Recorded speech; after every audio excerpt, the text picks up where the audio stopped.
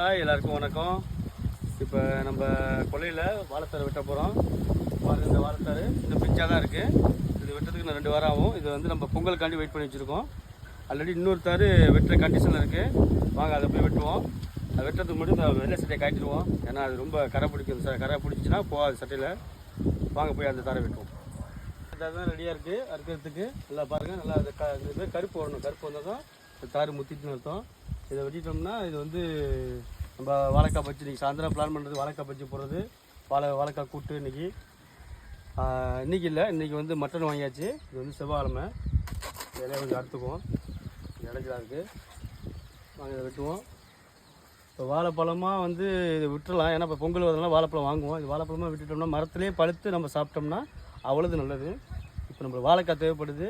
இதில் பார்த்தீங்கன்னா 1 2 கிட்டத்தட்ட ஒரு 8 சீப்பு இருக்கும்.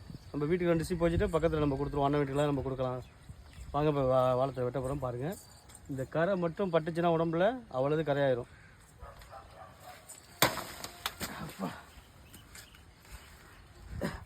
பாருங்கள், நல்லா இருக்குது. இந்த தண்ணி ஊற்றுது பாருங்கள். இது ரொம்ப டேஞ்சர். இது கரை பட்டுச்சுன்னா ரொம்ப இதாகும். அதனால் வந்து எல்லாமே சூப்பராக இருக்குது பாருங்கள். இது பேர் தான் மொந்த வாழைக்காய். இது ஒரு டைப்பு.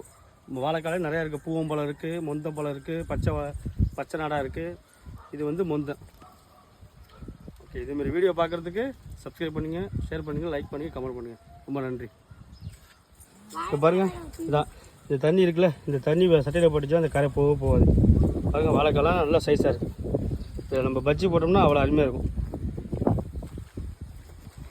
இன்னொரு தார் இருக்குது. அந்த தாரை வந்து பொங்கலுக்கு வச்சுருக்கு.